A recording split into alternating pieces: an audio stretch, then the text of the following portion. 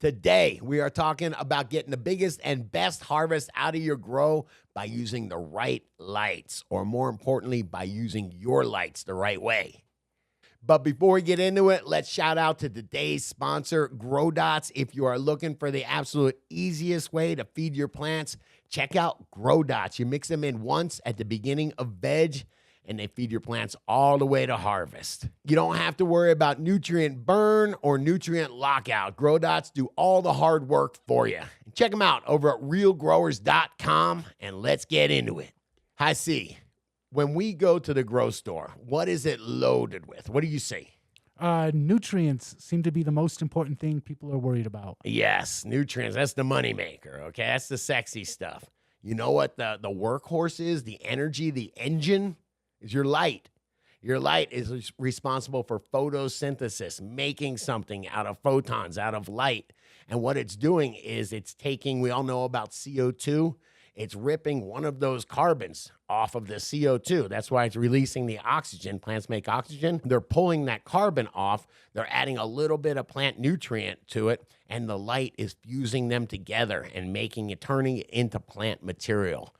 That's a big deal. So when everybody looks at their nutrients, oh, I want to try this nutrient. Maybe it'll give me bigger buds.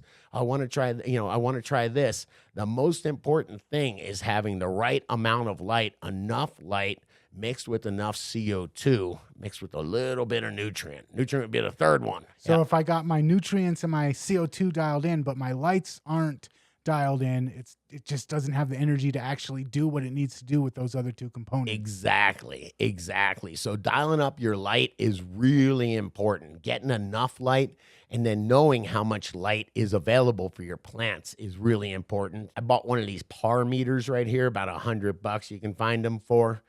I found an app on my phone called the Photon app that works pretty darn good, man. And these measure the PPFDs. You want to explain what PPFD is real quick? Yeah, photon flux, you know what it matters? Density. It's a tough thing to understand. What it is I think of it as the amount of raindrops coming down. The light is making raindrops. They're photons. And we're seeing how many raindrops are hitting this specific area at this specific height. And we want to always measure at plant level. It's a lot. The lights are a lot. It's like an upside down triangle. There's a lot more light at the top than there is far away at the bottom. It dissipates really quickly. So people are trying to adjust their light up at the top, but they need to be concerned, or they need to be knowledgeable about how much light is actually hitting the plants. That's where we need to measure. Yes, at the canopy level is all that really matters, right? We don't care how much sun is in the stratosphere. We care how much sun is hitting our skin, right?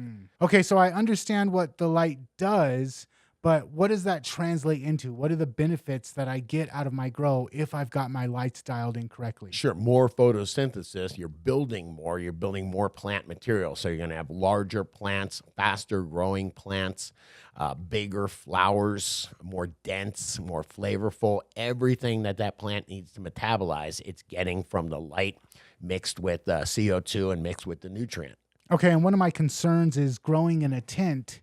I don't want my plants stretching too much. So how does the light affect the stretch of a plant? I mean, that's an easy one. The plant is going to stretch towards the energy. It's going to stretch towards the light.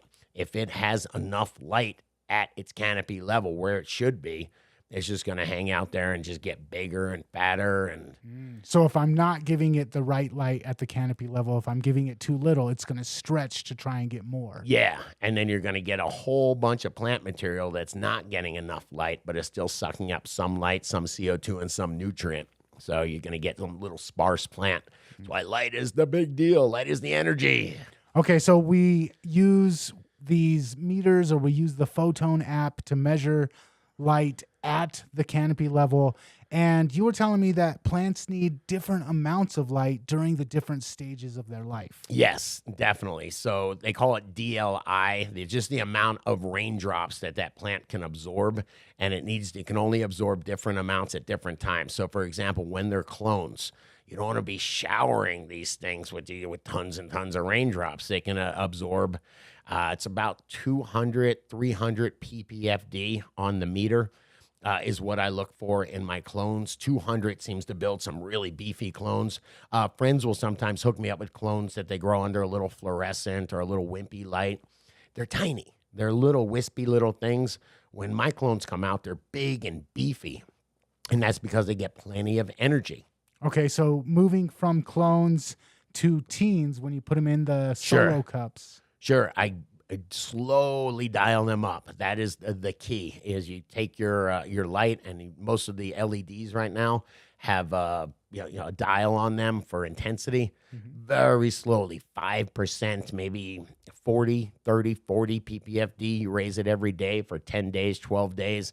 It is really dangerous because you can fry these things with too much energy. So you told me for your teens, you try not to go above 400, but you try to keep it between 300 and 400? Right. And then as I go into veg, I'm looking to try to get them up to 600 would be great. It's just when they're ready to flip to flowering, because you got to do this slowly. You're increasing that amount of energy. And what you want is when they hit flowering to be able to absorb tons of light and to be just ready to take tons of light, tons of CO2, lots of nutrient, and turn them into dense flowers. So when they hit flower, what are you looking for your PPFDs to be at? I'm trying to get them up. It really is strain dependent, I will say. Don't forget, some of these plants grow in South America, others grow in Alaska. So there's going to be a lot different light requirements. So you got to play around with them.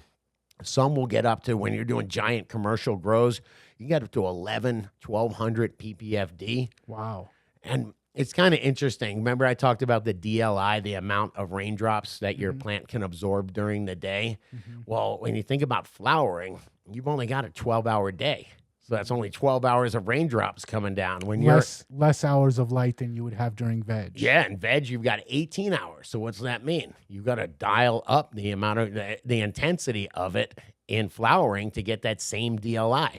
You want to get those plants as close to the maximum amount of light as they can absorb every day. Okay, and you mentioned slowly turning them up. Yeah. I know that recently you had a mishap in veg. Thanks. Yeah, I got all excited. Shout out to HLG. They hooked me up with these 350R specs, and they are powerful. So I'm, used to using other types of lights, HPS lights back in the day. We'd need everything we could get out of them. These lights now, you have to dial out. I was using mine at 30%. I dialed them up to about 50% and fried my plants, right? Going into flowering too. So it's something dangerous. You can really mess up with these. Play around, dial them up a tiny bit at a time, but I just burnt my plants. I would love to know what everybody else is doing, how they're firing them up. So if you have dialed your lights up, if you're getting 1,200 ppfd and crushing it, let me know in the comments. And if you're using new lights, what are you doing to keep from frying your plants? I would love to know. And if you like this video, smash that like button, hit that subscribe button, and check out the other couple videos YouTube is recommended to you.